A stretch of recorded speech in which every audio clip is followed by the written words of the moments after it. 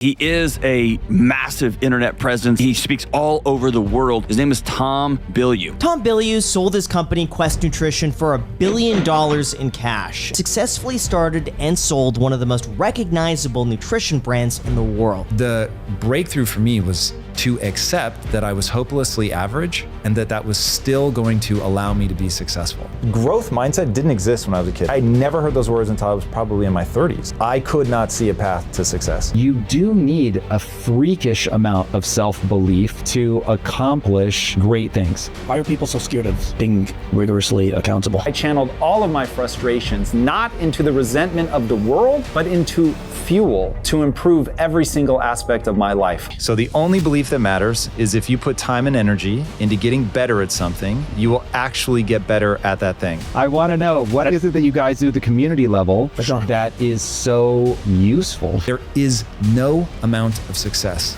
big enough that you can stand in it forever. There's no meal big enough, no feast overwhelming enough that you never need to eat again, no drink so thirst quenching that you don't need to drink again. If your frame of reference is dysfunctional, you think it's going to be impossible for you to succeed. The world is stacked against you. If that's your belief, all of your actions are going to follow those core beliefs. Getting good at something and winning can change your life.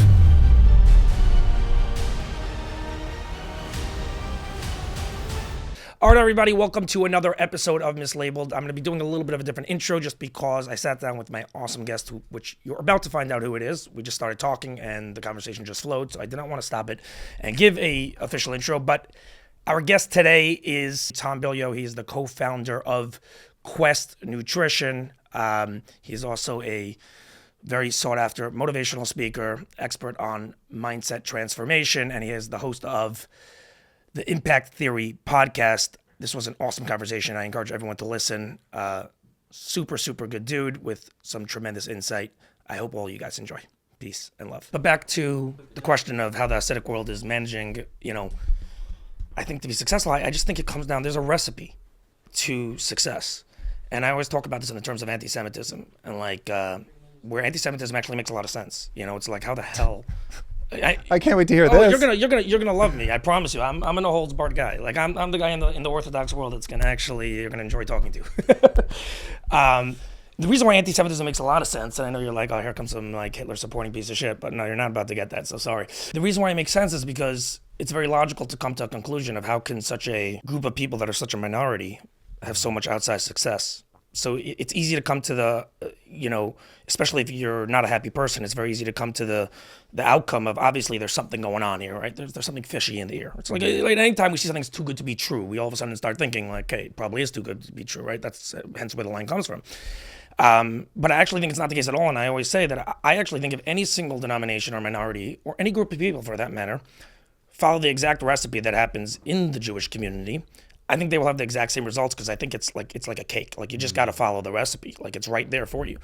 And community and family is just, I think there's a inherent structure there that's extremely powerful that people don't fully recognize. And obviously you have 2-parent homes and you have people that are just ambitious. Like they want their kids to do well, and they're imparting values that are really central from an objective standpoint of things that would bring success. They're really objective standpoints. They're not, hard work, education, etc. But the interesting thing is that kind of when you put a human being in a situation where you have all those things, but you don't have the education, but you're still teaching them ambition and you're still teaching them creative thinking and, critical analysis and all that stuff, they figure it out. It's kind of like back against the wall. So a lot of these people in the Hasidic world, like Yiddish is their first language. English is like their second one. They don't have English classes, but yet they're plumbers. They're all the things that seem very not sexy, actually, believe it or not, but they kill it. And then they go from being a plumber and like, oh, 1 second, how does development work? And how does, oh, you don't need a high school diploma to build a building. Oh, really? Okay, I'm building. There's nothing that, in their mind, there's nothing that can't be done. It's a mindset. If you had to rank order the values in order of impact for success, give me the quick rank. Because you gave me a pretty typical list of values, all of which sound right. But I'll tell you right now, you could indoctrinate the life out of people with the things you just said. And unless there's a spice on there somewhere, you're going to get a mixed bag. You're saying regardless to childhood. I don't know what you mean by that, but what you laid Right, out too were general. family, two-parent households, education, ambition. You said something about community, and that's the one that I want to know more about. Community is huge. Game So, changer. but what do you mean by that? What I mean by community is that if there's in a world where and this happens on a weekly basis, actually, where a family member, a parent should pass away in the community, and there's a GoFundMe page for $1 million, it will be raised within 96 hours max. Whoa. Yeah. And that's standard. If there's someone who... Because there's an officially said thing that to be right with the community or to be right with God, or God would want you to serve the community in this way? Like, what is it unspoken? Is it spoken? Think of it as a company culture. Like you have company culture. Yeah, but I speak my company culture. You can literally see a printout of my company culture in the other room. To me, it is crazy. Yeah. Like when you said that anti-Semitism makes sense, I get you're saying it tongue in cheek. Yeah, that is not lost on me. But I actually think that is the world's weirdest response to seeing a group of people that are highly successful. To me, you go, what is it? And what can I learn? What can I take? For sure. How do I use it in my own world? Which is why I want to know, what is it that you guys do at the community level that is so useful? It's a great question. I mean, on the community level, it's hard to explain. First of all, when you walk into a synagogue, I could be sitting on one side to the left of me. You know, on my left can be someone who does not have a dollar to their name, and on my right can be an actual billionaire. Like, and I can say to that billionaire, hey, I want to work at your company. Like, I'll do what I need to do, you know, like, and you have the ability to converse, first of all, with people that are way above your status frequently. And they have a sense of, we're in the same community, so I'm going to help this kid get a leg up. Yeah. I mean, there also are certain values imparted directly within Judaism that are very much such as charity, you know, kindness, compassion. These are very, very strong. Like, obviously you have your, you know, fair share of people that don't abide by those things, let's just say, and frankly are not good people. Like every single, but as an overall, I would say 100% that there's a goodness in the community where people want to help each other. Like, it's just a very, very built-in thing. And that's what I was saying about company culture. It's like, if you have a company that's a well-oiled machine that has a good culture, people want to help each other. So if someone's out sick from work one day and they need some help from the next person, you know, a coworker of theirs, and it's a good company culture, the coworker's going to say, sure, I'm happy to help you, you know, and do X, Y, Z. It's very, very much the way I would say the community is overall. As far as, I thought what you were asking me is what's the most important of the things I mentioned as far as success, like individually. It is, yeah. In that vacuum, because you gave me a very, what I'll call typical cocktail of things, which they're all true, but none of them are like secret sauce. No, there's no secret sauce. That's my point. I think there is. There's something, I'm going to say it in a single sentence, what I think it is based on what you've just said, and you tell me if this is true. That the Orthodox Jewish community has managed to get the normal amount of care that you would give to a family member to extend to a broader community. Yes, for sure. But to me, but again, to me, that's 1 + 1. That's everyday life. Most communities haven't been able to do that. No, I would agree with that. Other religions a little bit, but then there's not the sense of. And this is where now I don't know, I'm just guessing, but when you look at other religions, there's definitely that sense of like, okay, hey, we need to treat each other like family, and you would, the Good Samaritan, and extend your love as if it were your brother. But in some way it diffuses in other religious groups in a way that as an outsider, it doesn't seem to in the Orthodox community. But that's me guessing. I'm not super familiar with the culture. Yeah, I mean, I think there's also a component to Judaism that you can't just become Jewish. It's not like you could just join, you know, it's a bloodline, effectively. So there's a very, very inherent, tight-knit component to that. It's not like in every other religion, you could become Christian, you could become Muslim, so you lose the sense of its scarcity, you lose that, component of that camaraderie, if you will. In Judaism, it's not like that. You have to be born Jewish to be Jewish. You know, I mean, you could convert, but it's a more arduous process by a long shot than any other religion that exists. It's doable if you really want to, but you have to really show that you want to. That's like a big component to, you know, to the process. And most people are not interested. It's like, oh, I got to go, you know, learn Hebrew for the next 3 years. Like, fuck that. I'm not interested, you know? But because of that, I think that there's just this very strong sense of community. Yeah, it's very, very powerful. And I do think, though, that if other people emulate that exact sense of community that exists, that's really what I was saying, you know? But how do you, the thing that I would be thinking about, so as a company, right? Okay, I want to have this kind of success. I want to learn what I can and see if I can deploy it. Getting people in a company to share that sense when there is no sense of what you call bloodline, there is no sense of like God willed it to be so. You're at a disadvantage. But so that's why I'm saying community feels to me like the thing. If you can get people to really feel like, yo, you are a part of something, this thing is super special. It's only us. Like we, you know, it's not anybody can come in. Like, so you've really earned it. And then you've got the component of God wills it to be so. And you've got God knows how many hundreds or thousands of years of like, see, it works. That then you've got cultural momentum that's going to carry you. But that is brutally difficult to replicate. The replication of that is I'm not sure it's possible.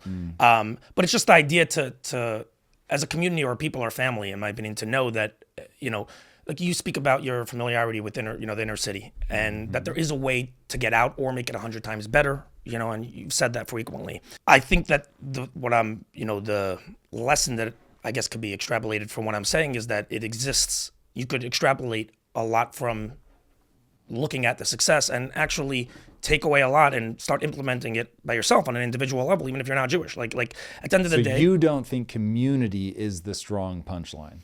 No, I think it is. I do think it is. How do you do that by yourself? I still think there are aspects that you could take out. Listen, I grew up with absolutely nothing. That's really what it comes down to, right? I busted my ass to get out of, didn't grow up, my dad's a rabbi. I grew up with no dollars, no cents. I'm one of 10 kids, okay? So I had to bust my ass, despite the fact I had certain advantages, of course. It's not like I was on the street, you know, and I would never compare myself to other people's scenarios, which I'm sure are worse. But at the same point, I did not grow up with a silver spoon in my mouth. Was not handed any sort of, you know, trust fund of any sorts. And I had to use certain go-to lessons that have been immutable since the beginning of time, right? To make some money, to start investments and be able to free myself up enough that I could get on a flight when I want to sit down with Tom on a moment's notice, if I would want. Those are all lessons that any person individually can obviously use. Now, a lot of those lessons I'm saying are applicable and come from the community from which I'm in. Like, of course that I would never disagree that it's very, very hard to replicate, for any other community to replicate exactly what the Jewish world has done, specifically in this regard. But I guess what I'm mainly saying is that from an anti-Semitic standpoint, I think that there is I think if anyone were to do it, they would have the exact same result. Probably the best way to say it. Word. I hope that's true, and that people, so I, like you, believe that everything is downstream of beliefs and values. And so whatever method by which you get useful beliefs and values, I'm here for it. It traumatizes me to no end that your childhood matters as much as it does. The first 3 years of your life almost certainly dictate everything that follows after. And so really paying attention to what you introduce a child to at that critical stage of brain development is, wow. You want to talk about something that's important? It's a highly, highly overlooked component. I mean, we're actually with therapy and everything, you hear a lot of this being talked about. I was actually curious to hear your standpoint on therapy in regards, because obviously you're very involved in self-development and that's, you know, a big ethos of yours. I haven't heard you mention some of the stuff I've listened to, like if you feel that therapy is a valuable tool, or how valuable it is to the ability, you know, for self-improvement. Entirely depends on the therapist and the style of therapy. So I'm a big believer in CBT, cognitive behavioral therapy, because it is a rubber meets the road. You have these patterns. These patterns do not serve you. Therefore, rule number one, understand your patterns. Understand the cognitive distortions that make up your world. So all of us are trapped inside of a frame of reference. And we don't even realize we have a frame of reference, but that frame of reference controls not only what you look at, but what you see. And if you're if your frame of reference is dysfunctional in that you think it's going to be impossible for you to succeed, the world is stacked against you, there's nothing that you could do to be successful. If you believe those things, and that's your frame of reference, you will see the evidence of that, because it really will be there, by the way. But if that's your belief, all of your actions are going to follow those core beliefs. So why would you try to build for success if you believe that the world is never going to let that happen for you? So you won't do the behaviors. Now, ultimately, only the behaviors matter. You could believe all the wrong things, do all the right behaviors, and you will get the positive result. So I'm not a magical thinking guy. To me, that's just absolutely moronic. I don't know what people are thinking about propagating that stuff. But if you can get yourself to get the right set of beliefs, the right set of values, your behaviors will be downstream of that. So something like cognitive behavioral therapy is trying to adjust your frame of reference. It's trying to get you to understand that you have cognitive distortions. You see the world in an inaccurate way. And if you can correct for those cognitive distortions, the whole world isn't against you. Would be one, or to catastrophize, this is going to be the worst thing ever. Like that kind of thinking then ends up derailing people from having the opportunity, from gaining the skills, which is really what I think holds people back from being successful. They just don't have the right skills. That's the thing that holds you back. And so cognitive behavioral therapy uses a really powerful idea that I've used a lot in my own life, which is a pattern interrupt. So I will remind myself and others, you can't necessarily stop yourself from having the first negative thought or the first dumb thought, but you can stop yourself from repeating it. And if I'm right, that you become what you repeat, then your job is to simply do that pattern interrupt that you can learn about in cognitive behavioral therapy. Boom, okay, I don't allow myself to do anything that doesn't move me towards my goals. Word. So does repeating to myself over and over that I'm a moron and I'm never going to be successful, does that help me be successful? It actually might in really short terms, but because it's going to give me that sense of like, this matters, I've really got to try. Oh my God, if I don't take this serious, I'm never going to get anywhere. Okay, but the second it becomes corrosive and it's eroding my sense of self, then I'm going to stop doing it because it doesn't have utility anymore. And so that utility is a very big thing for me. All right, everybody, want to give a quick shout out to our sponsor for this episode, ISAK Clothing, quick wardrobe change, and I could never be happier. I started wearing their stuff recently. They are a business casual line offering style, comfort, and luxury. They have a fantastic selection of suits, blazers, and polos. Some of their signature products are Supima cotton shirts, which are super comfortable and offer a soft four-way stretch, breathable material, and offer amazing comfort. Pricing is affordable, ensuring you're not getting garbage, but also that you're not breaking the bank and you're getting great bang for your buck. Customer service, fantastic. That's the biggest thing for me. I use them. They're great. If you want to upgrade your clothing game, make sure to check these guys out. You can find them at isaknewyork.com. That's ISAKNY.com. I got you guys a great discount as well. Spend $100, get 20% off. You can enter a promo code upon checkout, Mislaibeled. That's Mislaibeled with an I, and you will be able to get that discount. So again, to check these guys out, go to isakny.com. That's ISAKNY.com. These guys are the new up-and-comers. Their stuff is fantastic. I've been wearing it lately. Super comfortable, affordable. You will not be disappointed. Now, back to our episode. Where do you think, in the slew of things that's needed for success, where do you think resilience stands on that list?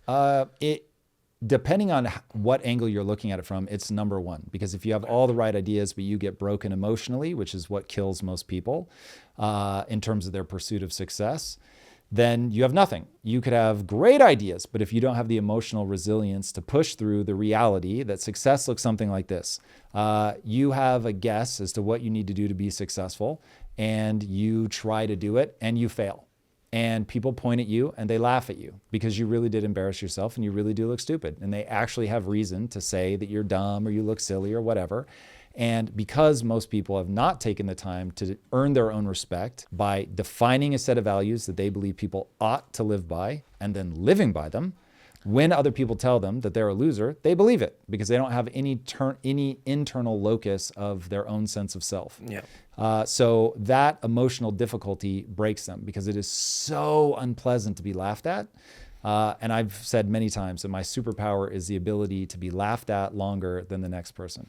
You know, I always have a thought process in the way that I go about this. I'm curious to hear your thoughts as far as how I originally broke out of this pattern. and specifically started putting myself out there, right? So I always believed that I have a voice, I have the ability to share things that are valuable to others, but there's obviously the fear of really putting it out there. And I started teaching myself and telling myself, which I think is a truth, that if I'm going to evaluate myself on any one given outcome and any one given result, that is where things go south and where you become too scared and too fearful of being courageous. However, you become scared and fearful of being courageous? What do you mean? Meaning you become too scared to go in. You don't have the ability to use your courage because of the fact that you're scared. Your fear of failure outweighs your courage, right? However, if you look at it from a standpoint of, listen, life is long. The question is, how many wins do you have at the end of the day? And how many losses do you have at the end of the day? There's no one defining moment, no one, podcast, no one endeavor, no one day or moment that is really going to determine whether or not I won or lost, other than when this is all over, do I have more wins or more losses? And I think the ability to see it, I'm curious to hear your thoughts, from this standpoint, which I think is very true. It's like, people have a lot of failures, always. And if they sit there and look at every single thing they're about to do, and they know people are going to be watching, and they're fearful of that failure, and are judging their entire sense of self from that specific endeavor that they're trying to accomplish, they're a lot of times not going to ever end up doing it. Versus once you start telling yourself, hey, this is a long haul. This particular endeavor might last 5 years, it might last 10. It still doesn't determine it doesn't determine my sense of self or whether or not I'm a winner or a loser for all intents and purposes. What are your thoughts on that? So I think that frame of reference is excruciatingly dangerous. So Please. One thing I'm always trying to get people to understand is no one can guarantee your success, but they can guarantee the struggle. So I don't know if you'll ever win. And so judging your life by, hey, I kept going, but it was really I kept going just so that I could see, do I get more wins or more losses on the scoreboard? I would say value yourself for one thing and one thing only, your sincere pursuit of fulfillment. So fulfillment has a equation that goes, you're going to work really hard. It's a must. You're going to work really hard to gain a set of skills that allow you to make progress towards an honorable goal that uplifts you and others. Now, it should be something that's just exciting to you for whatever reason. You don't need to justify it to the world. If you want to be a musician, be a musician. You want to develop video games, whatever. But valuing yourself for being willing to face your inadequacies, to acquire the skills that you need, to be out on the field playing your heart out, but you may never win the final championship. So take somebody like Cristiano Ronaldo, never going to win a World Cup. But does that mean that his career wasn't extraordinary? No, he's one of the greatest players of all time. So I would imagine he was sincerely trying to win one, but never did. And so I find that people have that notion. They have an idea in their head of what their World Cup win is. And if they're like constantly putting their self-esteem off into the future as to whether or not they accomplish that thing. And so the pursuit of that thing is this really stressful, high anxiety. If I make it, I'm worth something. If I don't, I'm not. And I'm just saying, look, I can't guarantee you're ever going to get there, but I can guarantee that, like Cristiano Ronaldo, that you can push your own skill set crazy far. And so if people focus on, I want to be the learner, that's going to be my identity. I want to feel good about myself when I stare nakedly at my inadequacies. And I want to emotionally reward myself when I really pursue a skill so that I can shore up some of those inadequacies. And oh, by the way, I'm doing all of this in sincere pursuit of whatever my World Cup is. Cool, fair enough. That's awesome. You're going to love your life. As long as that really matters to you and you're not doing it to please your dad or whatever, like you're really doing it because you believe in it, you love it, you're passionate, you're going to have a great life. No, I wasn't saying at all, just to clarify. I'm with you 1,000,000%. Very much, it's great insight. I was more just saying as a tactic and a truth that should be used for people to understand. Not that there's something out there that you have to achieve in order for your sense of self to be, to find yourself to be, worthy. I'm not referring to ever reaching something. I'm just more, giving it a helpful method that I found helpful, at least, to not create the stakes to be so high on any individual endeavor, because you're going to have wins and you're going to have losses, and you're not defined by any one win or any one loss. That's all. Exceptionally true. That's all. That's really all I'm saying. So, but when you put something out into the public, and this is really more referring to putting yourself in front of the camera, which I know you've spoken a little bit about, and the fear that comes with that, or doing things that are very much are open to people's feedback. That's where I think the human being, right, probably the most difficult thing is to become okay and not caring what someone else thinks about your particular success or lack thereof, right? I think one of the helpful methods, and it's not just a method like a cute thing to do. I think it's a truth. I think life is long. Like, you're gonna have your wins, you're gonna have your losses. If you're viewing this in specific task as the thing that defines yourself, then you're never gonna start anything. When you understand that you're gonna lose, like, it's definitive. Like Mislaibeled, the podcast that Tom is on right now, even though I'm in Tom's office on his Impact Theory podcast, right? It might suck, and it very possibly will go absolutely nowhere. I will do whatever I can to make it go somewhere. I think there's a lot of value to it. I think, it can help a lot of people, but it's very well might be a loss. And something, I'm going to try 100 other things that eventually, innately, if the laws of life, if I use the basic steps and follow the ingredients, I will end up having possibly be successful in some of them. But at least, like you're saying, I'll have a sense of accomplishment from waking up every morning and being able to at least try those things. My frame of reference on failure is that failure is the most information-rich data stream on planet Earth. And if, for whatever reason, so I assume most of your audience is religious. So great. God has made it, for whatever reason, that you're going to learn more from failure than you will from success, because failure turns on regions of the brain that have to do with pain, memory, and focus. And so the pain makes you really pay attention, because I don't want to feel this way again. And then you're more likely to remember something that's born out of a traumatic moment like that. So, hey, the weird news is, everybody, you actually want to fail, because it's actually going to cause you to learn faster. So what I am always telling my students to do is focus on learning and failure the way that an AI would, that a failure is simply a data sample. I tried this thing and I got this result. So it's not a reflection on me. It's just that doing this thing yields this result mechanistically. And so if I want to get a different result, then I'm going to have to do a different thing. And so you're going to run a bunch of experiments, getting all these samples of data about what yielded the outcome that you wanted and what didn't.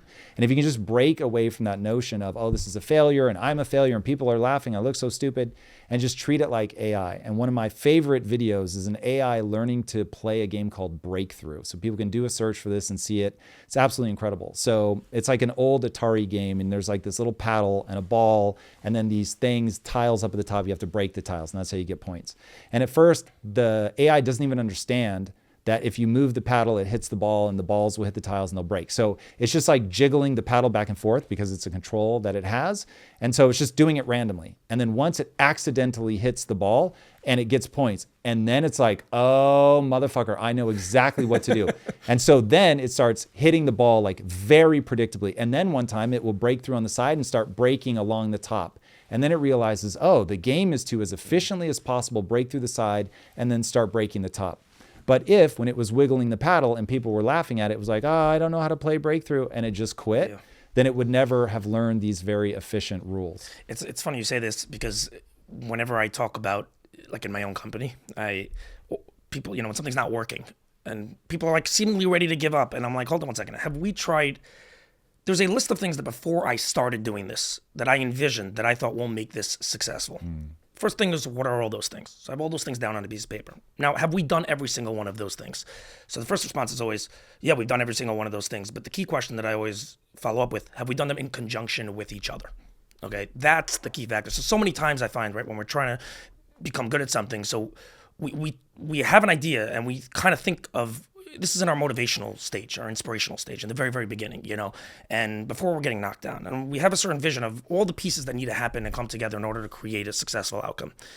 And then frequently when we're in it and when we start getting punched in the face and all those insecurities start coming up and we have to look nakedly at ourselves, we walk away because, well, we've tried all these things, or at least we've tried 80% of them. And even when we've tried 100% of them, I find that a lot of the time, the key question is, you only expected this to ever work if you did them all at once. It has to be a well-oiled machine in order. Now, once we see, the time to fail is when you see that every single thing that you thought of that would create a successful outcome has been done individually and in conjunction with each other, and you still are with nothing. That perhaps is the time to be like, something, time to call quits on this particular endeavor, because there's no avenue to success here. my question is, first of all, do you look at, I think this is similar sort of to what you're referring to. And I am curious to hear your thoughts on, this particular outlook, but also like, what's your biggest failure and like what you learned from that? Oh, Jesus. I have far too many failures to keep track of what my biggest failure is. But if I was going to put something on it, I would say the first 2 years of developing my video game were an absolute catastrophe financially. It was millions of dollars in loss and inefficiency and just not at all knowing what I was doing. And there's such an easy way to have avoided that. And I know better, and I did it anyway. And that would be to bring somebody in that's an expert that can really help me narrow down the options. I did not need to learn everything the hard way. I should have been far wiser and brought people on. There's a reason that I didn't, but here's the most insidious thing about excuses is that they're valid. Yeah. But if you take on your excuses and you accept them, then you don't learn the necessary lesson and keep pushing forward. So that was catastrophic. Now, what I learned from it was, one, find very smart people that have already done the thing that you want to do. Ask yourself, hey, this thing I'm about to do, has somebody already done it well? And if they have, go seek them out, see if they put anything out online. Can you talk to them? Can you send them an email? Can you get in their X feed and get some indication of things that they've done? Or can you hire them? Whatever. And I had the means to hire people during my catastrophe and didn't. Oh boy, did I think I was going to be able to figure things out. What's a lot the reason faster. that you didn't? One, I felt that I was trying to do something completely novel. And so it is true that experts are somebody that can tell you exactly how things can't be done. But if you buy into that maxim in a really naive way, you end up where I was. If instead you say, okay, look, just because they tell me that it can't be done doesn't mean that it can't be done. And this is some of the arrogance that I developed at Quest because everybody told us it couldn't be done. We overcame it. And that was exactly why it ended up being huge. And so I didn't want to invite a bunch of people in that were going to tell me that the things that I wanted to do were impossible. I had a very clear vision of what I wanted to do. And so it would have been absolutely fine to ignore them on the grand vision of what's possible, but it would have been very wise but if they don't buy to into take your their counsel. Sorry to interrupt you, but if they don't buy into your vision, how can you hire people that on a very foundational level aren't with you? And well, so now I'm going to differentiate differentiate between bringing them onto my team and bringing them in as a consultant from the outside to throw rocks at the idea, which would have been really helpful. Because if somebody's telling you why something can't be done, you can say, okay, I discard that it can't be done, but I want to understand the physics of why it's so hard. And so if I understand the physics of why it's so hard, I'll understand whether they're making just a weak-minded base assumption that, oh, it's too difficult and I don't want to do it, or there's actually a thing that I don't understand. And there were actual things about game development that I did not understand, that I understand now, that if I'd known back then, which of course they already knew, I just did not seek their guidance fast enough. They could have really saved me some time. Yeah, no, that's profound. Like, find out exactly why they think it can't work, and that will eliminate, that will really, that's a way of basically hearing how it potentially could work. Yes, and you need to be thinking from first principles. So just because somebody tells you something can't be done, you don't have to throw your hands up and say, well, experts said it can't be done, and so now I'm a fool to pursue it. You just really have to drill down to understand at the level of first principles why they're saying it can't be done. And if when you hear it, you're like, yeah, that's really grounded. There's a reason you can't do that. So just this will be very uninteresting for your audience, so I'll keep it super fast. One of the big things that really caused me problems is optimizing. So you can make graphics beautiful, but if they're not optimized, then they basically melt computers. So it just overclocks the GPU. You're not able to get the results you want. You're getting like 4 frames a second. It's just an absolutely horrible experience. And so in that, had they said, here's the reason why you don't want to make your differentiator that you look better than everybody else. You would need very sophisticated engineers to pull that off. It is possible. Here's what that would look like. Here are the people that you would need to bring on. Here are the skill sets that they understand that you don't yet that would allow you to achieve that. But if you don't even know like how to optimize a mesh on a 3D object, you're really going to be in trouble. And so then it would be like, okay, now I'm thinking from the first principles of how a computer actually operates, how it processes data. And now that I know how it processes data, I can say, well, wait a second, given what I know about this, I could, for instance, have a gazillion trees if they're all actually the same tree and they're just replicated. Yeah, you could do that. Okay, cool. So it's variety is my bigger problem. Yes. So all of those things, when you're thinking from first principles, it's very useful. Most people, though, feel like they need to listen to the expert because they're scared and they don't know what they're doing. And so that person is doing an appeal to authority. That's a mistake. You do want to think at first principles. But if there is somebody that can help you identify the first principle, like physics of the situation faster, for something as complex as game design, you 100% want to get them in. All right, everybody, I want to take a quick second to give a big shout out to our sponsor for this episode, CubX. CubX is, as far as I'm concerned, the #1 IT provider for businesses, whether that be big or small, real estate, healthcare, finance, e-commerce, apparel. It does not matter.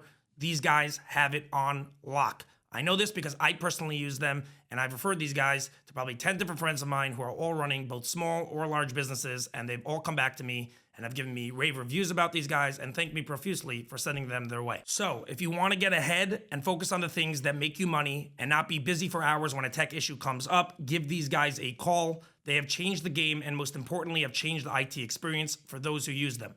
Their customer support is off the charts. I can personally attest to this. One ring, they pick up, and you're dealing with an experienced tech who knows what's up. Feel free to test it. If you're starting a new company or are unhappy with your current IT provider and are looking for the best product out there, take it from me. This is a no-brainer choice. Give these guys a call. You can reach them at 732-444-8771 and choose sales when following the prompts. Or you can reach out via email at hello@cubx.com. That's HELLO@CUBX.com. You can also check them out at CubX.com. That's CUBX.com. Now back to our episode. I want to talk about self-accountability because I know that there was one of your big articles that people got extremely pissed off about, which we'll light you on fire again, which was the terminology you used in one of the podcasts I was watching. Why are people so scared of being rigorously accountable or radically accountable? So it's a frame of reference problem. So they believe that if they have done something wrong, that it means that they are bad or less than. And so they feel very judged and they have a very fragile sense of themselves. They value themselves for being better, faster, stronger, smarter, something like that. Those things are incredibly fragile, and life will constantly point out that you're not as smart as you think, you're not as strong, you're not as fast. And that's brutal. If your ego is tied up in that, people will do just about anything to defend their sense of self. Yeah. The whole psychological immune system is a region of the brain designed to keep you alive, to literally stop you from killing yourself. And it's got some pretty wicked defenses. And the only way around that is to not value yourself for being better, faster, smarter, stronger. But instead, the only thing I found that's really effective, that's truly anti-fragile, is to value yourself for being the learner, to just think that's my identity, that's what I'm about, that's where I extract my value, that's what makes me think better of myself. Humility. I wouldn't say it's humility. I would say humility is awesome. It's amazing, very powerful. It can stop you from blinding yourself. But you do need a freakish amount, a bordering on delusional amount of self-belief to accomplish great things, because you're going to lose so frequently that you've really got to have something that allows you to keep pushing. So being a little bit delusional, I think, is a good thing. But if you value yourself for those victories, then you're going to lose so often, and you're going to realize so often that you're not talented enough. You're not as smart as you need to be. You don't have the skill set that's required. That breaks most people, because their sense of self-worth is tied up in that. So when I say everything is your fault, and you look at your life and you say, but there's so many problems in my life, these are not my fault. I would feel very badly if these were my fault. These are somebody else's fault. And they don't realize that. Completely disempowers them. Yeah, we definitely have that going on in this generation. There's no question. I mean, we do live in a world where, it obviously feels good to be validated, for sure. If I want to say it in the kindest way possible, it would be to simply say, if you do something different, you can get a different result. Or if I want to be motivational, I will say, boos don't block dunks, which is a Kobe Bryant quote. And one of my favorite things about Kobe Bryant is the greatest talent scouts in the world were paid a fortune to scout the world, to find the best athletes on planet Earth. They were paid a fortune to stop Kobe Bryant from scoring points. And simply by more natural talent for sure, but then outworking everybody under the table. He was able to score 81 points in a single game by himself. Yeah, that was pretty wild that day. Yeah, it's crazy. That was So nutty. it is a profound reminder that no matter how badly people want to stop you, if you have the right skill set, you can get so good at something, they can't stop you. I think it just takes longer than everyone thinks, and they walk away before they could realize their success. Like, I think success is always just a little further away than people think it is. You know, is that something that you would agree with? I mean, they'll start trying to acquire the skills, and they'll do it for 2 months, 3 months, 4 months, and then they'll be like, oh, I'm not getting anything, and then they'll just. It's like, no, it takes years. Sure. Do some people really hang in a long time, but it just takes even 10 times longer than that? Sure. I think the honest answer, the reason that most people fail, they don't have the intellectual horsepower, they don't have the emotional stability, they don't have the discipline to keep pushing through, and they value themselves for being better, faster, smarter, stronger. That is the cocktail that destroys people. That and boredom. People can't push through. I mean, how would that disagree with sort of what I just said? Yeah, I'm not disagreeing with it. I'm just saying that there is to get to the point where it's like, oh, wow, this is taking a lot longer than I thought.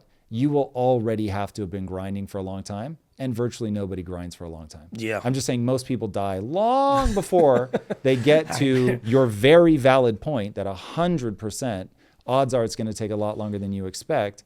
But if you're the type of person that dies off simply because it takes longer, you probably just didn't start. Yeah. In regards to what we were talking about before, as far as when I mentioned humility, and you were talking about being a learner, do you think the two things could coexist at the same time, as far as being a little bit delusional, but also having humility? There are 3 traits. I forget who said this. I learned it from Alex Hormozy, but there are 3 traits most correlated to successful people.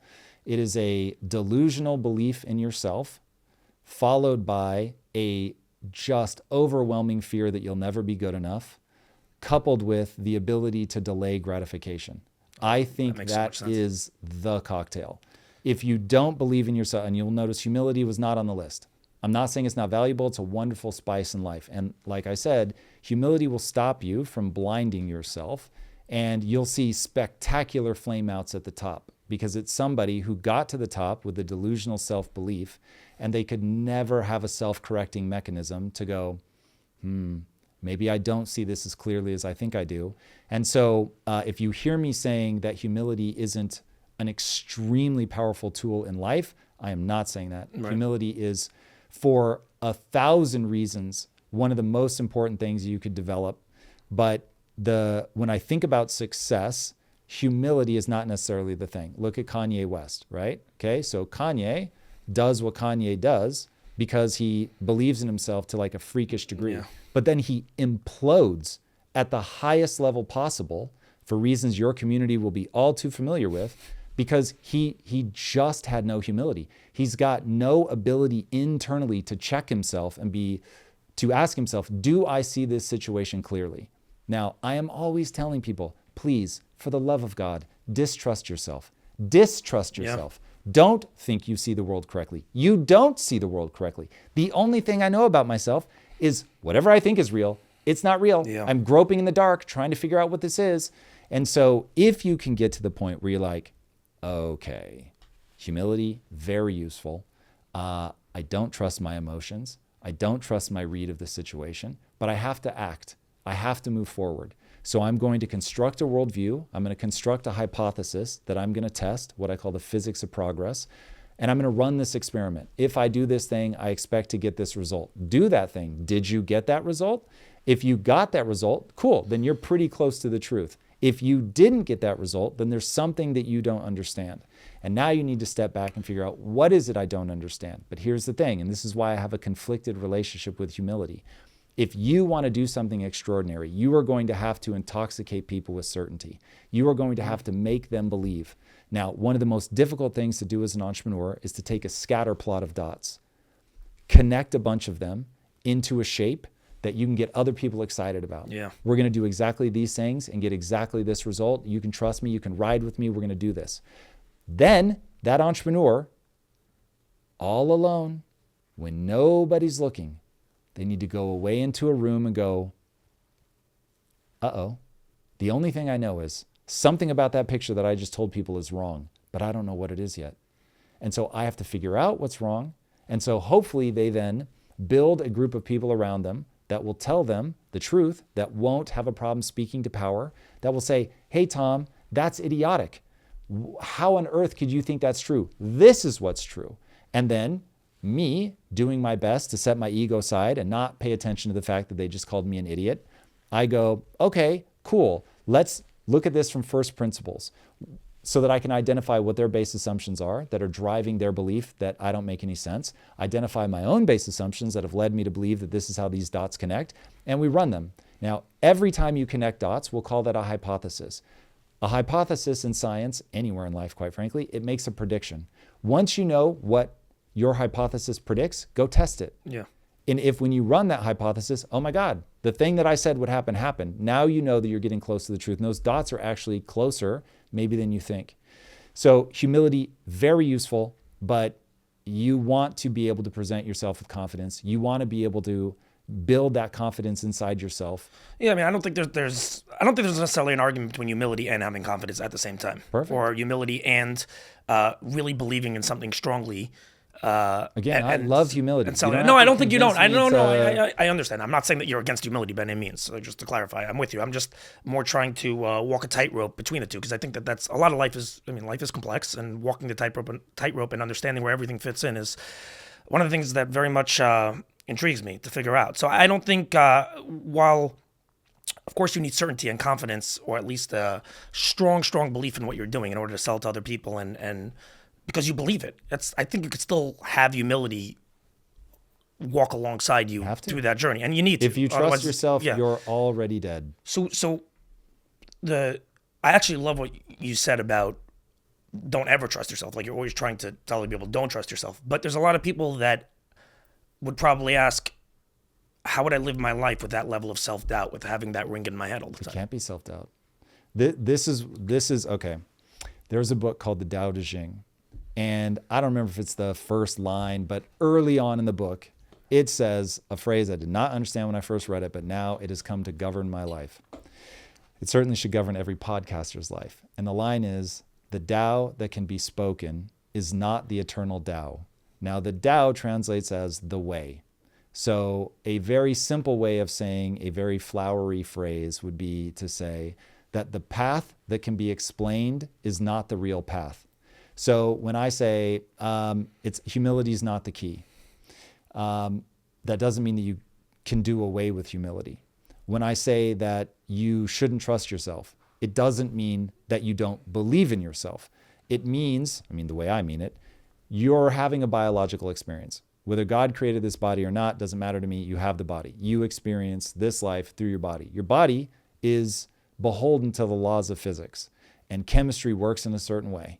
And I can completely change your outlook on life by giving you a small narcotic that, let's say it was ecstasy, that would suddenly make you love everything and everyone before you. I could give you acid and you might start seeing demons and no longer believe in time.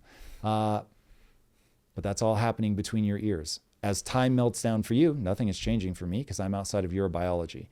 Now, once people understand you're having a biological experience, just because you get mad doesn't mean that you should act on that, because that anger might be based on childhood trauma or God knows what.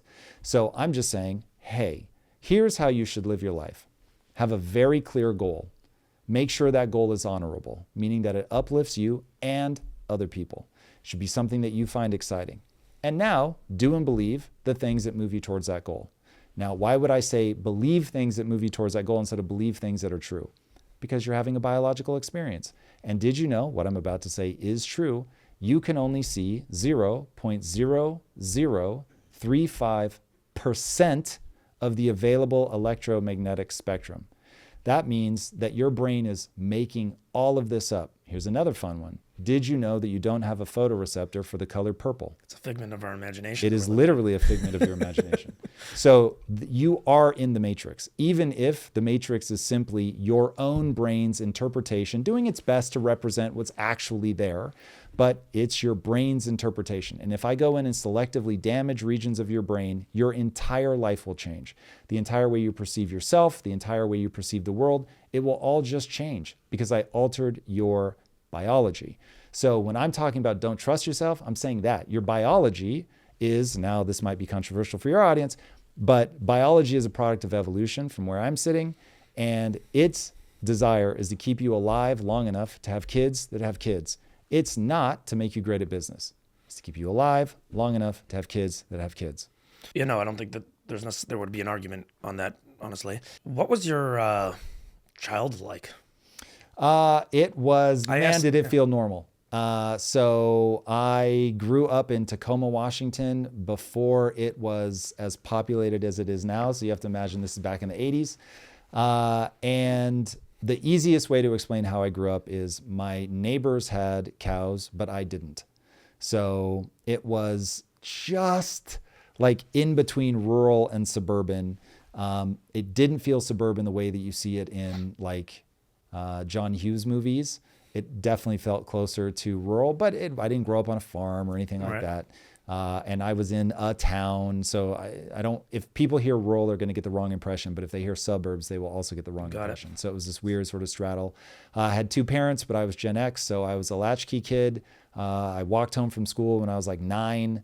So it was just an awesome way to grow up. Rode bicycles without helmets, got in fights when nobody was looking, did crazy jumps on my bike, and you just did what you did. Success. What inspired the idea for Quest, though?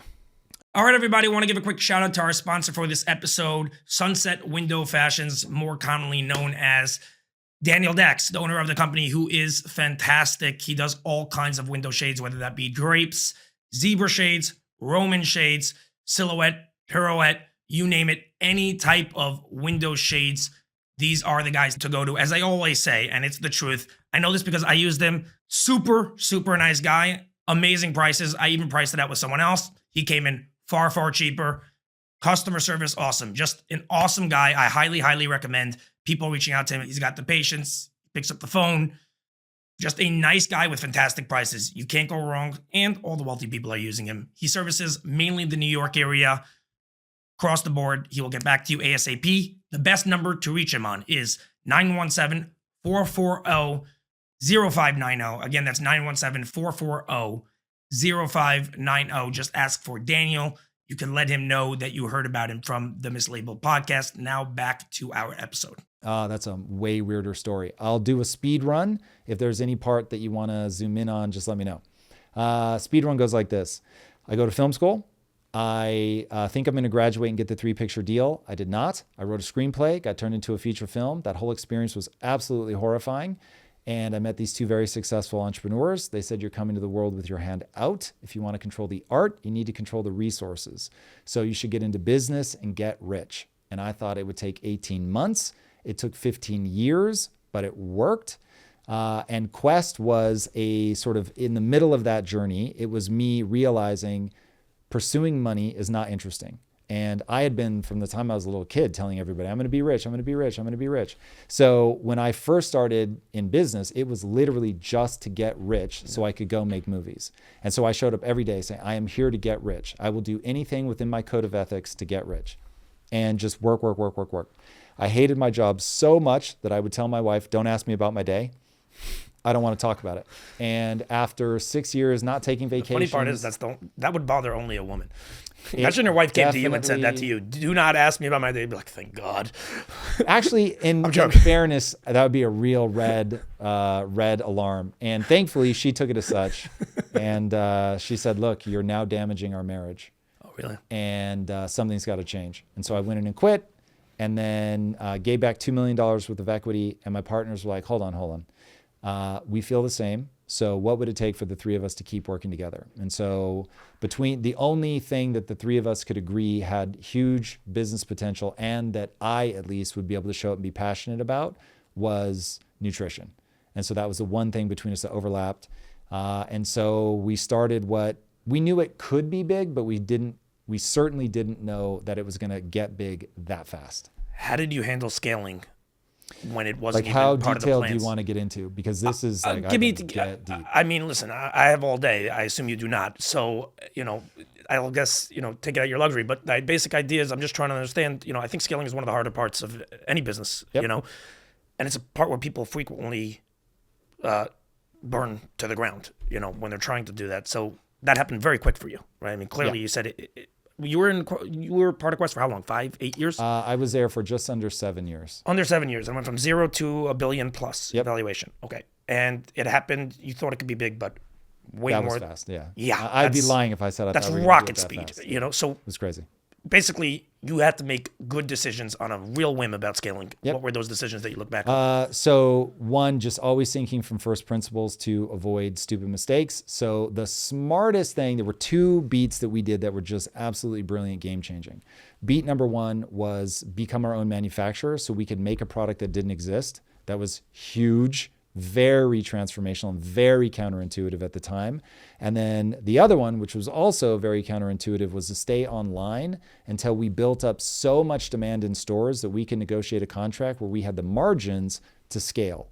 And that was the thing that gave us the cash flow that we needed, because most businesses go to retail. Retail knows they're a kingmaker. They treat you like you're lucky to have a spot on their shelves. And we had given our customers letters to take into their local retailer saying, I would like to buy my Quest product here, but you don't carry it. And so we had retailers reaching out to us saying like, yo, who are you guys? What the hell's going on? I've got so many people walking in asking about you guys. And so we hired a sales guy to say no politely to retailers for a year because we were making them so mad that we kept rejecting their terms. And so we're like, if we don't get somebody in here, we're going to burn bridges. This was high-level retail foreplay. I mean, this is it crazy. was crazy. And that discussion internally had a lot of fireworks. I'll just say that. Explain that. What you're saying, your investors were probably like, what the No, hell? we didn't have investors. You didn't have it. You were just right. Yeah. So what do you mean by it was just internally? Between you 3? Yeah. There were more people in the room at the time, but let's just say it wasn't universally agreed that we should stay online for as long as we did. Yeah. Your position was to do what? Stay online, for sure. I was a little bit lonely in that position. I mean, that clearly was the right decision ultimately. But when you say manufacturing, you were manufacturing in the U.S.? Yeah. Your own? Oh, yeah. How did you get... Me, in a hairnet, a lab coat. How did you get like USDA, FDA approval? I don't know, whatever, all these things. First principles. So you go find out what are the rules and regulations, how often do we have to be inspected, all that stuff, who do we have to report to?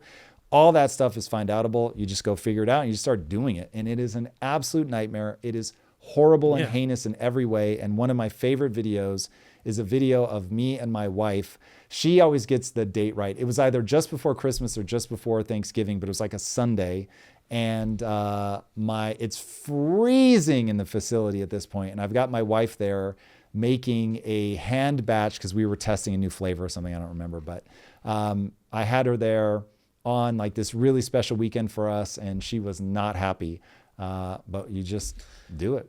How did you, again, with the manufacturing, how did you keep quality control? So like you're making something, I assume, in your kitchen to start? I mean, where does this start? Yeah. So in the beginning, it was literally our kitchen. So each of us were like mixing certain ingredients. Well, first, my partner's wife was literally making the bars like in tiny, tiny hand batches at their house. And then that became, okay, we're going to rent a kitchen by the hour.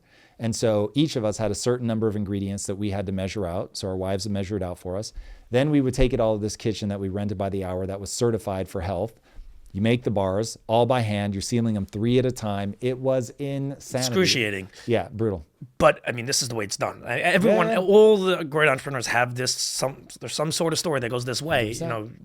You know, Shoe Dog. I mean, this is the same. So with the quality control, now you're putting out. Then you weren't sitting there putting out. Yeah, but we didn't want them to know we were small. So for us, it really mattered. So if a bar wasn't right, we would And weight is the big thing. Obviously, making sure that the product quality from a taste perspective, from a visual perspective, all that stuff's just, do you have your own internal standards? We did. The health inspections, you just have to pass an inspection. So that's cut and dry. Yeah. You either meet or don't meet the criteria. So did the quality control move down when you had to all of a sudden start distributing to every single store? Not at all. in the US? That's the kind of thing you have to really watch out for. Yeah. But so it is literally, what standards do you instill in your employees? And because it was a founder-run company, all three of the founders, we were psychos about like, this stuff is our everything. This is our brand. Like, this has got to be amazing. And we really understood the idea of a brand play. And so there was one time, because there was no way, based on the texture of our product, to automatically re-crumble it. Because if it was overweight or underweight, you'd have to send it back.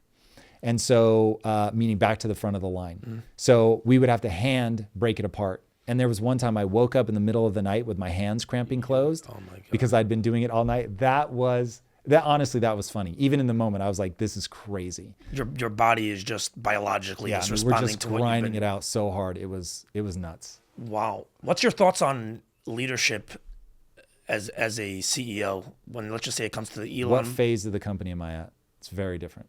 I'll let you choose and give the answers to both phases. Specifically in regards to, you're talking about how you guys were maniacal, and to be great, you need to be maniacal.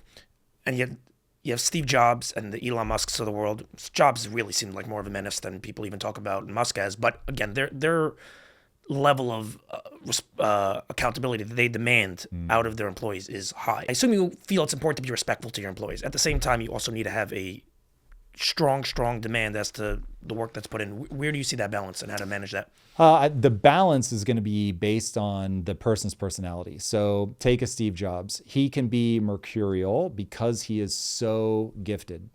I'm not gifted like that. So I'm going to need a lot more buy-in. So I see myself as a coach building a championship team. I have standards for work ethic. I have standards for skill at your position. I have standards for being a team player and helping other people. I have standards for, what your KPIs are, and your KPIs are either being hit or they're not being hit. I have standards for, if the company needs something, do you do it or do you complain? So that stuff matters to me. But I also want that person to know that I really care about them and I understand that they are a person on this team. They are not just an android that's meant to show up and not have a life outside. On the sweatshop. So all of that stuff for me is important because I know how fallible I am. So this goes back to, I know that I'm running the physics of progress. I'm going to make a lot of mistakes. Looking at Jobs from the outside anyway, it just looked like he really had an intuition for what he was doing. I don't feel I have that kind of intuition. I don't think I'm a born entrepreneur. For me, there's a lot of brute force to this. I'm just constantly thinking from first principles. So human psychology is such a big part of first principles. So understanding with my personality, my skill set, what do I have to do to get people to work for me and be excited? Leading from the front at the beginning is extremely important. So as I've told this story many times, but one time the toilet overflowed and there was literal human feces on the floor. The janitor was going to clean it up and I said, no, let me do it. I cleaned it up. Why? Because I wanted people to know I'm going to ask you guys to work really hard. And you also have to understand that at this point, I'm hiring ex-convicts, former drug dealers, like gangbangers. Why can't you just hire regular people? Ooh, I could. I can give you a whole story. So you tell me what you want to push in on. I can give you a whole treatise on why I did it, why I don't do it anymore. But at the time, it was amazing and ended up paying off in insane ways because our facility was just outside of Compton, to the point where I just round it and say we were in Compton. These are horrible neighborhoods. And you've got people that many of them just feel utterly hopeless. Now, if you can give somebody that has felt utterly hopeless their whole life a vision of the future for the first time, they will work so hard to be a part of something that elevates them and makes them feel better. So when all we had was human capital to throw at this stuff. We didn't have the right equipment. We were doing things that people were saying couldn't be done. We didn't have all the fancy equipment that we would later engineer. So we really had some rudimentary stuff that was physically very demanding to make. And so I was like, I need people that are going to work hard, but I need people that aren't mad about it, that they feel passionate. So I one time had a guy that stood down. This is a true fucking story. He stood down an attempted murder charge. He knew who did it, but he couldn't rat them out because they'd kill his family. And so this kid stood that down, standing in my office in tears, because he said, you care more about my future than my own mother. It was Wow. insane. And so I was like, okay, that was exactly what we were going for. And the reason he said that is because I told him, I'm going to act in a way where you will tell me one day that I care more about your future than your own mother. So he was sort of giving me that moment. But it was incredible. Now, I love that insight, if I may say, just the idea. It's such it's a counterintuitive idea on a level that is that I've never heard of. I mean, that's powerful stuff. It is, but the devastating punchline and the question you should ask is, why don't I do it anymore? Okay. Well, And the answer is that only 2% of people, once they're adults, are going to make any substantive change. They can, but they won't. so that was what I was going to ask.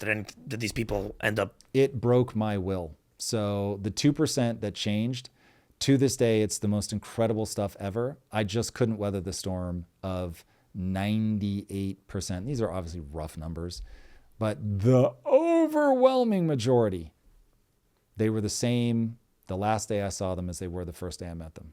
The 2% that changed. So then why would they work? Oh, right. So then why would they work hard to begin with? Meaning the whole because thesis. for the first time, they're being respected. Somebody is trying to help them. They felt awesome. This is where I learned the difference. What didn't change? It's an idea I call spiritual entertainment. So when I was there with them, they could believe in themselves. They could see a path to doing something great. As soon as I walked away, they would slide back to old habits. So to give you an example, one guy who loved working for me, but one guy ended up punching one of the 2% in the face. They'd grown up as best friends. So imagine. But one of them, 2%, starts reading books, because that was my biggest recommendation. The other one didn't. And then there was all this resentment between them because the guy in the 2% was getting promoted like crazy, and the other guy was not. And when they got in the fight, he said, "You've changed. You've started reading." And I was just like, wow. That is a gut punch to me to this day that I find so traumatizing and makes me just on fire to see real change in, this is really going to be a tangent, but to see change in money printing and education in America. If we don't change those two things, we are forever going to have perpetual poverty. For the same people, fine. If poverty is always going to be a thing, I accept that. But does it really have to be like passed down like a legacy? No, it does not. So. And you think what is causing that? Nuts. Okay, here's my soapbox. Knock me off it at any time. Money can be stolen from people by the government through a process called money printing. Most people will know of it as inflation. Most people think inflation is just a natural law. It just happens. It is not. It is the result of poor monetary policy. What the government is doing when they're printing money, even if they give it to you, is they are stealing from everybody. Literally, anybody that owns dollars or US debt, you're stealing from them. You had $100 in your bank, you still have $100 in your bank, but that $100 only buys $90 worth of stuff, and then 80, and then 70, and then 30, and then basically nothing. Don't have money in your bank. That's the first. Make sure they're in a But in even assets. the fact that you say that That's the is first like step. it is absurd, yes. okay. It is beyond immoral to me that statement is true. That statement is true. And it is because of the U.S. government's choices that statement is true. And every other government around the world, by the way. Everybody does it. But that doesn't mean it's not immoral. So people can't save money because saving, you will literally lose your money faster than you can save through inflation, through this, what they call the invisible tax. Okay, what that ends up doing is you get people that cannot save their way to get out of poverty. They have to, you just said it, buy assets. Yeah, but they which can't afford I will, assets. not only that, let's say that they could. You need to put together a decent amount of capital to actually buy an asset. Let's say you took 5% of your net worth and you there's the classic story of the janitor who socked it away, and when he retired, he had like $2 million in savings. If you are diligent enough with your money, even somebody who is, I won't say like dirt poor, but somebody that's really struggling, they could still save money over time. It would be absolutely grueling, and Lord knows you probably can't have kids, but you can do it. But I'm saying, even if that's true, it's still what you're forcing people to do is gamble to beat inflation. Yeah, no. You need not have inflation. That's the thing that I want people to understand. You don't need inflation. People are going to tell you you do. You do not need inflation. So research hard money standards if people really want to get into this. Oh man, I really derailed. Given that this is a straight government discussion, yeah, are you happy that Trump won? Given everything that's going on in the world and maybe his position on how the Fed should handle things and what we should be doing in the economy? Yes, I think that Trump winning between those two candidates was the absolute right answer. Now, getting into office is not the same as executing well. So as we're recording this, he's only been in office for like 3 weeks. So less, less You're than 3 moving weeks. quick. In fact, You're doing inflation right now. In fact, 9 days. Yeah, Jesus. So I was like, am I how to? no. You're right. Yeah. So we'll see. We can have a Trump conversation that'll derail us from me finishing. No, I want to hear what you have to say. Money thing. Yeah. So to wrap it up quickly, so you've got that problem. People cannot save their way, and the rich keep getting richer and the poor keep getting poor because when you inflate money, you're literally printing money. You have to have a way to get it into the system. And the way that you get it into the system is to either buy the debt that people are holding, so bonds or treasuries as they are known, or even now they're doing corporate bonds. It's crazy. That means the government is literally deciding what companies win and what companies lose. It's insane. And it is only because people don't understand it. Okay, so that's problem one, that the rich are getting richer, the poor are getting poorer because they're all getting inflated to the same amount, but only the rich are getting their assets purchased. Okay, and then you trap people because you're not letting them have school choice. So there's no competition for school choice. The money in the education system is being spent so horribly that once a school starts underperforming, it is in a death spiral. And so unless you have parents that understand exactly what has to change at that school and are willing to continue to put pressure on that school to spend that money wisely, you're never going to get out of this. You got to give people school vouchers. You got to let them get into charter schools where schools are judged by their outcomes. Where are they actually educating kids? And so you get these just death spirals based on economics. It is gut-wrenching and disgusting to see. Do you think if there was a world where inflation stopped existing, done, we went back to the gold standard, and everyone got, you gave them $25,000, whatever, to people, the lower class. Yep. You think that they would be able to get out of that spot, or do you think that the money would just end up traveling right back to the rich? You have to change the operating system. You have to change the frame of reference. So working in the inner cities, I learned real quick, there are people in this company, back at Quest, that are clearly smarter than me, meaning they can process raw data faster than I can. I had one former drug dealer who's walking me through how to avoid the cops when you're dealing. And dude, when I was like, oh, you're an entrepreneur. You just sell. And he said drugs. And I was like, no, it's not what you sell. You sell risk. And so I was like, the difference is I deploy all of those same things that you do, but nobody shows up at my door with a shotgun and tries to steal my protein powder. Okay. But they did show up at your house with shotguns and try to steal your drugs.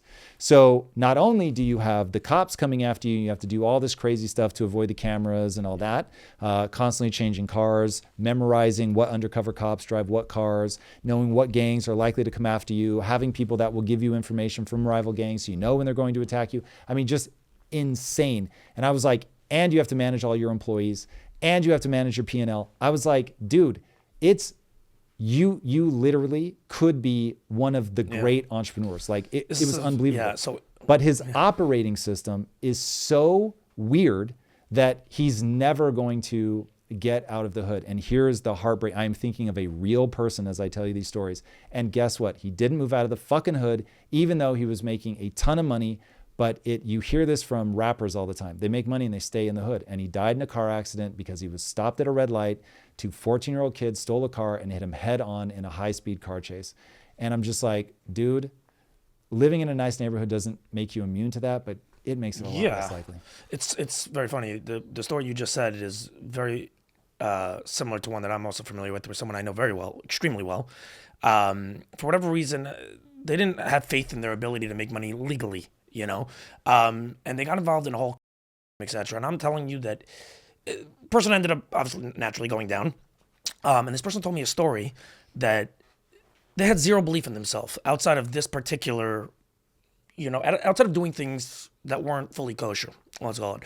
And one of the things he had to do was go to treatment, So he went to one of these top rehab centers, because he's dealing with a host of issues. The money scheme was just, cherry on top that, made him fall. But ultimately, he was, in these places you talk a lot, and, you're with your people that are there, also some very, very well-known famous people. And he's talking to them. He's like, yeah, no, I have zero. I can't do shit. And then, he was telling me day 50 that he was there. He's there for 60 days. So he finally became very close to someone with 3 guys there. They're all very wealthy entrepreneurs. And they're like, so tell us exactly what did you do? And he starts going through the details, which I happen to know about. I know all the specifics. And they looked at him and they're like, are you out of your fucking mind? Why don't you just do exactly what you're doing and just move it to a legitimate thing? You have the mind of someone who can print money on command if you just put your head to it. And this person actually walked out of there and actually within 18 months in a kosher way was making some real money. So it's a very similar thing. But I guess my question is, why should we, since we just established that so much of this is based on personal accountability, like moving out of the hood, like changing your behavior, why do we believe that inflation is now going to, solve that particular issue if we, as far as helping people get out of poverty? There's a decision within that, a personal decision. 100%. Here's how it would work.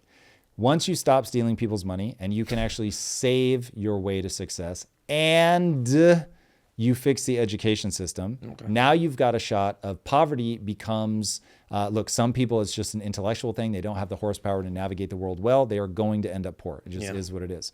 But people where somebody's born into poverty, but they are very bright and they enter an education system that is actually effective, now they've got a shot and their parents can save up money. They can save up money. You have to disincentivize the dissolution of the family unit. You've got to get 2 parents back together, raising kids well, all of that stuff. But so much of this is downstream of terrible government policies. But if you're going to ask me which are the 2 big ones, it is stop stealing money from people. I'm with you, but at the end of the day, for the sake of this conversation, we can look at the government or we can look at ourselves. I mean, I think that's been the premise of this conversation. The government is us.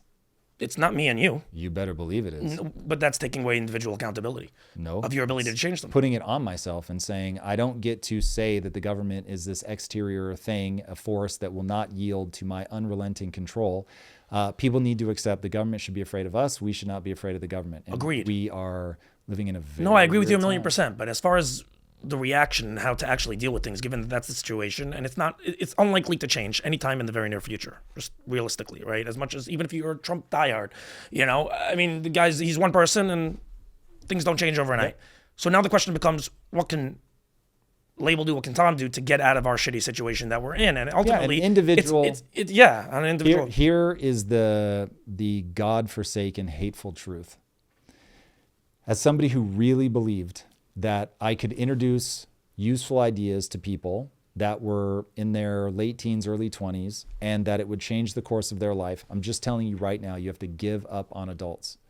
So if you're giving up on adults, you better be helping the kids.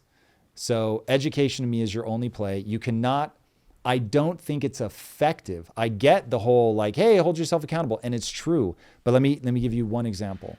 The number of words that a child hears by the age of 5 will impact how the language centers of their brains develop. The ratio of positive to negative words also has an impact on the language centers of their brain. So when you see a kid come up that you can tell just by the way they grown up in America, but they speak English with an accent, that person, they have underdeveloped language centers in their brain. They are not making the choice to talk like that. That's just how they've encountered language from the time they were a little kid. And so their language centers are underdeveloped and they've just been around it forever and ever and ever. And so now you've taken, like I said, the first 3 years matter a lot. If you've got a kid that's in a food desert where they're eating basically fast food all the time, so they are the product of highly processed, very brutal foods on the body, and they're having, from a transmission of ideas perspective, their parents are giving them terrible ideas and they're not going into school to get better ideas. And there's a single parent in the household who's working a bunch of jobs to make ends meet because their money is being inflated away. You get the horrible cocktail. So look, I'm a big believer that the punchline here is only personal responsibility pulls you out of this. Yeah. There's no other way, but you have to give them a chance to deploy personal responsibility and not trip them up at every step of the way. So you didn't hear me say, give them money. You said, but give that them money. line, of you have to deploy personal responsibility takes, to me, disempowers the person, because you're not. That's saying that say the that person's another only. way, because that doesn't make any sense to me. I'm sorry. No, what I mean to say is that Say the same thing, but with different words, so I make sure I understand. I'm saying that any single solution, in my opinion, and I say this all the time in my own community, given the rabbis have a lot of control of what happens, and I say the same. What I say is any single solution to any of your problems that extends outside of yourself, you're already off to the wrong start. The minute that you start pulling into the equation, well, X, Y, and Z is happening to me. While it's very valid and it's true, it doesn't. It gives you an ability to wiggle out of your actual ability to move forward and get out of that situation. So while I love all of that. Okay. But I'm with you. They have to stop. No, hold on, because I think there's one simple thing that we're going to talk about, a base assumption that we both have, and we'll see if we agree or disagree. So the world over and over and over has done everything in these pockets of moments throughout history to kill the Jews for reasons that are so startling to me, I can't even begin to wrap my head around. But nonetheless, it's happened over and over and over. And yet you guys continue to thrive, which is why when you and I first sat down and you brought up, hey, there's this thing that we do that makes us really successful, I was like, you want to talk about something I want to know. The fact that you guys have survived throughout history is bananas. I've got to know more. And the one thing you said that I was like, oh, there's probably something really magical in this idea of community. What I'm saying is you guys are being educated. You're taught to stick together, to educate each other, to lift each other up, to help each other.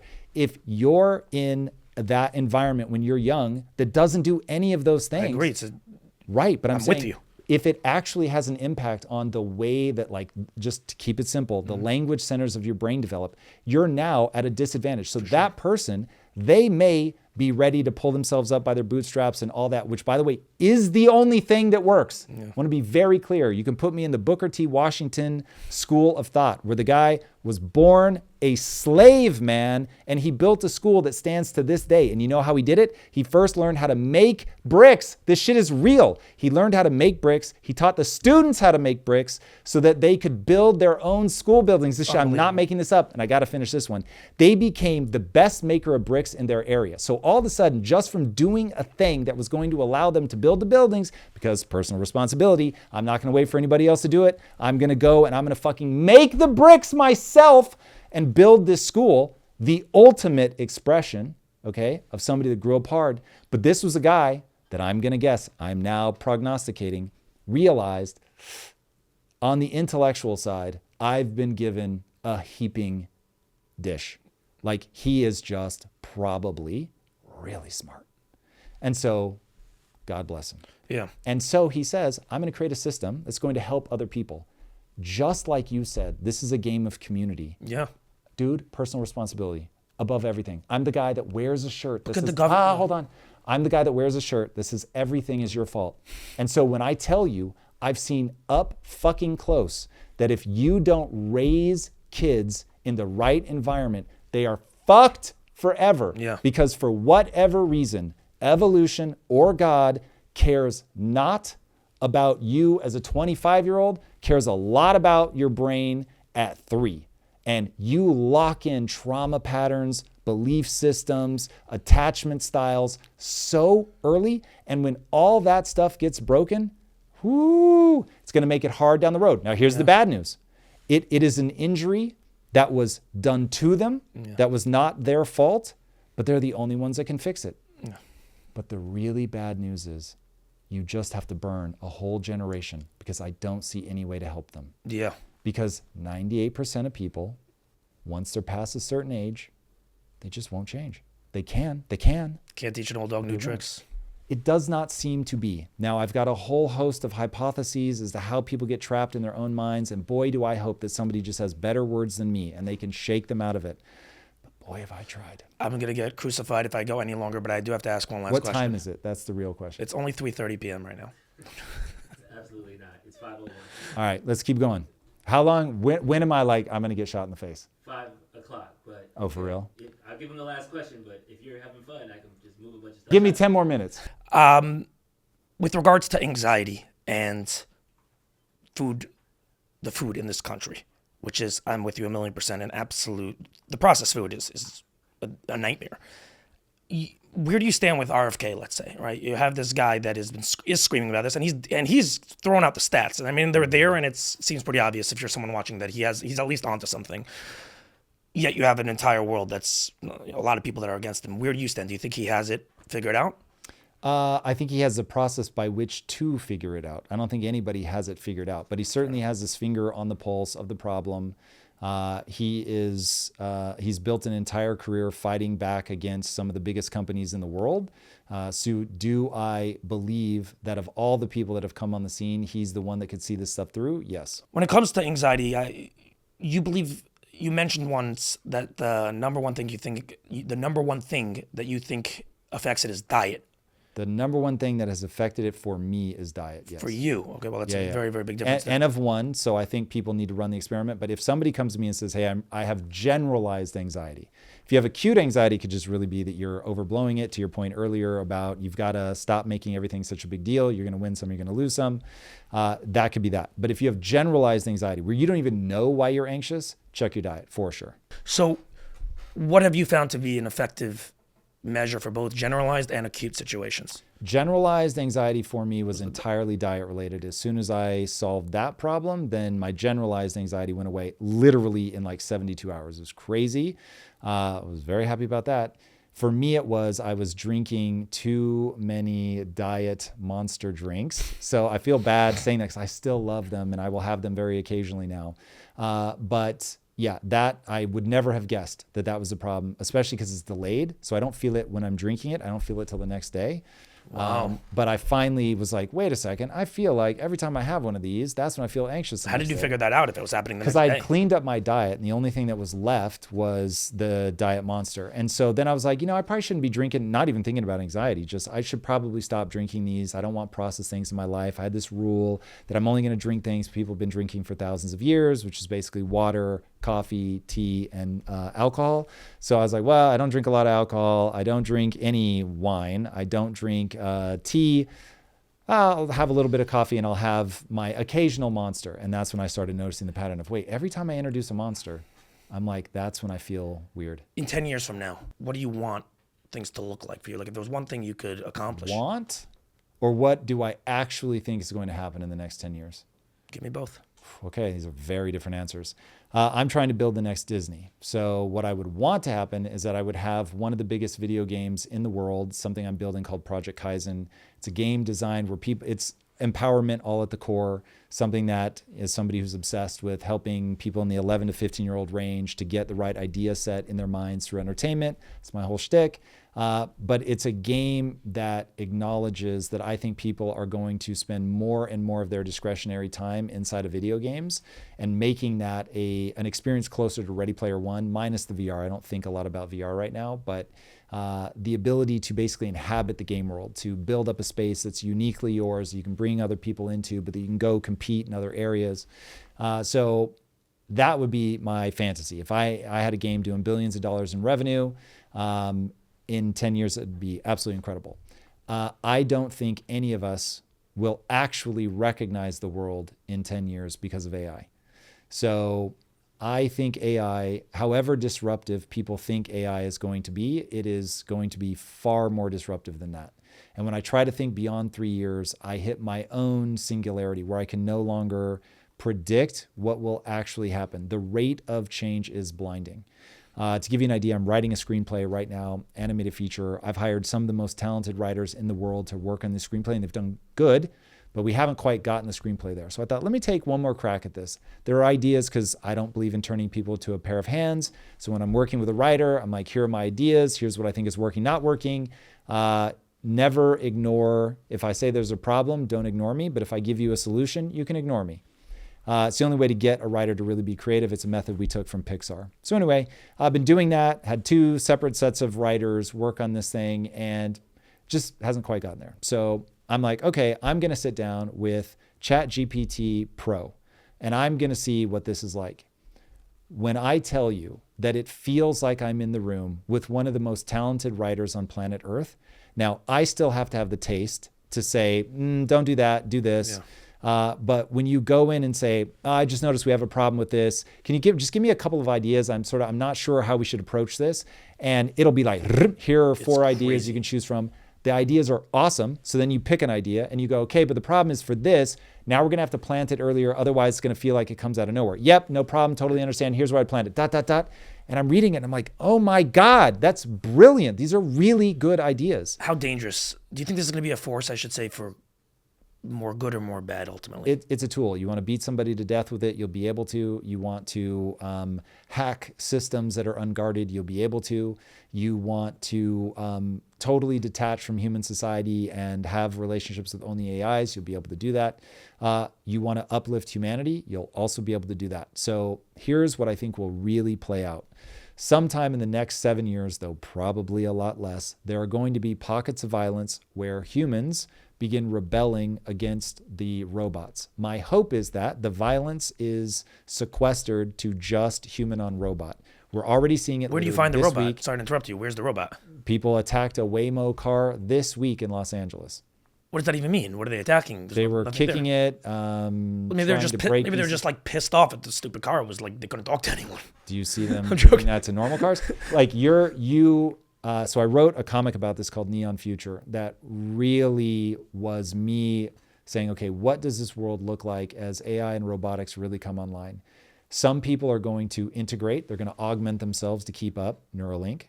Some people are going to completely reject it. And they're going to say, no AI. It's like the opening line of Dune is you shall not make a likeness. You shall not make an AI in the likeness of the human mind, something like that. And I think you'll get that huge pushback. This is going to be the year that AI goes from this intellectual concept to a visceral feeling. And as that happens and the job market softens, people are going to start to feel some kind of way. In 2026, they're going to start rallying against the government. You got to do something about this. It's really hurting the job market. We're going to be able to see it. 2027 is when I think you see 2020 style pockets of violence and riots. That's where I think they'll go after the bots. They may start going after the makers of robots. Certainly in the next 7 years, I think this gets weird. Then, because I think that we are in a debt crisis, you put that on top of the fact that we have a jobs crisis brought on by AI, you're going to have a real problem. How far it breaks, I'll say pockets of violence. That's all I'll say right now. On the other side of it, I think there's going to be a world of abundance, and I think this works out amazingly well. And yes, that is an act of faith. But I really think AI is going to do unbelievably amazing things, and I would not want to be alive at any other time. But boy, oh boy, moments of transition are always hard. And when the rate of change is as fast as it is now, how do you keep up? You don't. You literally don't. That's the thing. Are you not worried about investing all this money, knowing that tomorrow morning? You said I'm not worried. I have now rank ordered my company based on AI risk. The content, as I call it, what you and I are doing right now, that has the least risk, because even people that reject AI will be like, okay, Tom's a real human. He had a childhood. Like I can interact with him. I teach people business, and that one has medium AI risk, because I find myself now in 2025 saying to people, hey, that's not a question you needed to ask me. You could have had a conversation with ChatGPT about that and gotten the answers you need, and then come here and we'll deal with the next deep thing. Yeah. And also I'm showing people how to use different things to make commercials and content and all that good stuff. And then the final piece of my company, which is the entertainment side, has absolute catastrophic AI risk. So we have spent hundreds of thousands of dollars making comic books. That goes away. One person by themselves using AI will be able to script and do all the imagery for an entire issue of a comic in a couple of hours. Is there any field that's safe from AI, in your opinion? I don't think so. It all comes down to timeline. So if you're saying 10 years, effectively none. I would imagine that unless we run into a problem that I cannot yet anticipate, that within 10 years, AI will be based on physics. So instead of simply guessing the next frame in an image, it will say, given what I know about the laws of physics, it will have to interact like this. Right. And if you want to adjust it to get something crazy, you would just go in and alter the way that it reads physics, and it will go and do its thing. Now, if we get to ASI, artificial super intelligence, now you're talking about something that, to give you an idea, Einstein is, if I remember the math right, 2.4 times smarter then somebody who has the IQ, it's like 82, makes you a definitional moron. So he is only 2.4 times smarter than a moron. So the difference between somebody who the military would not even take, to the person who has given us the deepest insights into physics is 2.4x. ASI wouldn't be 100 times smarter or 1,000 times smarter. It could be 1,000,000 times smarter or 1,000,000,000 times smarter. And if the gap between moron and Einstein is 2.4, what does it look like if you're even at 10? So now all of a sudden you open up this insane can of worms of what this really looks like. Now let's say that I'm wrong and it's not 10, it's 20 or 25 years. Bro, you're still going to be young in 25 years. Yeah. No, I always, whenever things actually come up regarding like America or, you know, people's opinions, right, left, or whatever, the idea, just in general theme that America can't fall or democracy can't fall is so short-sighted. Like, just in general, like in 50 years just is a long freaking time. I'll be 80, God willing, I'll be alive, but many people are alive at 80 years old, and like, don't kid yourself about just in general, you know, things that you see now and where things could land up, and not be vigilant about, you know, our day-to-day and the decisions we make and what we support, just in a general sense, because things happen very, very quickly. So yeah, I'm like 100% with you. That's pretty. I'm not a big tech guy, so I don't know a lot about AI. But when I hear this stuff, I'm just like, okay, am I going to exist in 5 You'll years? exist. And look, if you get on the other side of what I hope is very contained violence, it really has a chance of being a world of plenty, where the cost of energy drives essentially to zero, and that there are billions of robots, which will be the equivalent of billions of additional humans. And you want to grow an economy, bring on billions of humans that cost absolutely nothing to create all the things you want created. You think everything eventually Elon becomes free? Elon's aware of all this, obviously. What do you think? I assume you think he has a plan as to how to combat He does. that? He thinks robotics will be the biggest industry the world has ever seen. And he's doing his best to make the most advanced robotics faster than anybody else. No, I'm talking as far as his specific plan to combat the downside to it. Oh, the downside. Has he shared anything? He is fatalistic of his own admission. Interesting. He said 80% chance it works out, 20% chance we're toast. That's pretty wild. Tom, I'm not sure I'm going to be allowed to walk out of here. I might just die right over here. I'm the one that did it. I You're fine. know, but I want to say thank you so much for Thanks coming for on, by having the me way, on. and on such short notice. Really, Yeah, dude. me to you, I just want to say really thank you so much. I really, really enjoyed this conversation. Anything that you want to plug specifically? Follow me at Tom Bilyeu on YouTube, and if you're into gaming, at Tom Bilyeu on Twitch. Have you written a book yet? I will never write a book unless I do it with AI. I'm not going to ask why, because we'll be here for another 25 minutes. And then I'll for sure be dead. Thank you, Tom. You got it, So man. much, really. Thanks. Appreciate it.